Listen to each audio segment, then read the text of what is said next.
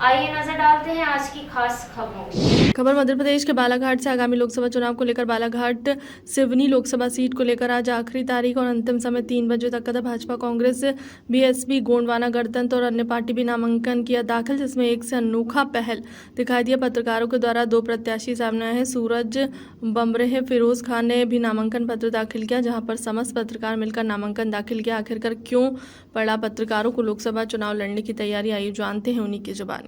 नाम निर्देशन पत्र जमा करने आए हैं, क्या विशेष मुद्दे हैं और किन मुद्दों को लेकर आप? देखिए, बालाघाट जिला निर्दलीय प्रत्याशी के रूप में फॉर्म जमा करके आया हूँ और सभी पत्रकार साथियों के सहयोग से आज हमने फॉर्म जमा किया है। हमारा उद्देश्य है, चुनाव लड़ने का एक मकसद है कि 70 सालों से जो बालाघाट जिला और सिवनी जिला पिछड़ा हुआ है, उसमें हम नागपुर की तर्ज में इसको विकासशील करना चाहते हैं। सबसे पहली बात तो यह है कि 1-1 घंटा 2-2 घंटे तक जो जाम लग रहे हैं रेलवे क्रॉसिंग में, तो इसको ब्रिज की नगरी बनाना चाह रहे हैं। मतलब इतना लंबा ब्रिज रहे यहाँ से चारों तरफ, बैयर चौकी से लेकर बैनगंगा नदी तक ब्रिज रहे, सरेखा से लेकर भटेरा चौकी तक ब्रिज रहे। इस टाइप का ऐसा ब्रिज रहे ताकि इसको ब्रिज की नगरी कहा जाए।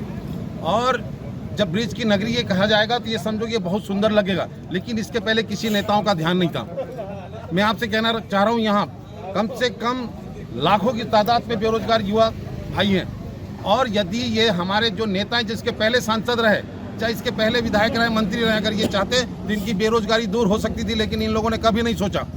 यहाँ पे कॉपर स्प्लिटिंग प्लांट डाला जा सकता है, जिसमें 10 लाख बेरोजगार लोगों को रोजी मिल सकती है। यहाँ पे 5 उत्पादक क्षेत्र है ये।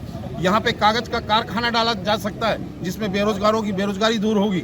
यहाँ पे बीड़ी का उद्योग डाला जा सकता है, क्योंकि तेंदुपत्ता यहाँ पे सबसे ज़्यादा बहुआयात मात्रा में है और ये महाराष्ट्र में जाता है। जबकि अगर ये बालाघाट जिले में या सिवनी जिले में हो तो हमारे क्षेत्र के यहाँ के बेरोजगार हमारी बहनें जो घर बैठे उनको काम मिलेगा, और कम से कम ये समझो कि 1000-2000 रुपये पर डे वो कमाएंगी और अपना आर्थिक स्थिति मजबूत करेंगे। लेकिन हमारे नेताओं को कभी उस ओर ध्यान नहीं रहा, और हम इस उद्देश्य को लेकर हम यहाँ चुनाव लड़ रहे हैं, फॉर्म भर रहे हैं और भरा है हमने, और निश्चित है हम चुनाव जीत कर आएंगे।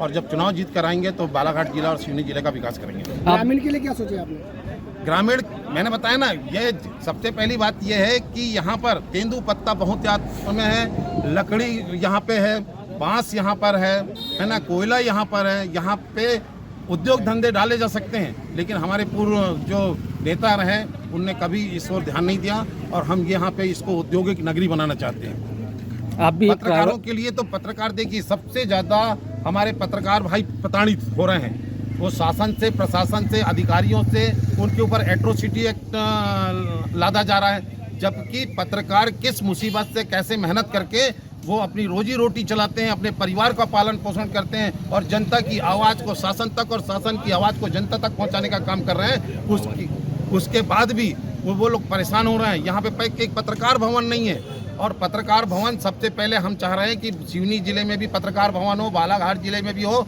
और हर तहसील मुख्यालय में पत्रकार भवन के हम स्थापित करना चाह रहे हैं। ये हमारा उद्देश्य है।